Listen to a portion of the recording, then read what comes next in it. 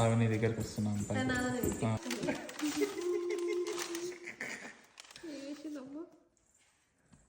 ఏంటిది? Okay hands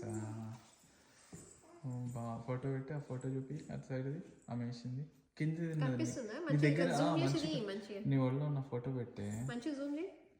ఇట్లా hands మొత్తం దగ్గర జూమ్ చేయి. ఇట్లా 3, 4 ఉంటుంది కదా. చేసిన ఓకే తీసుకో.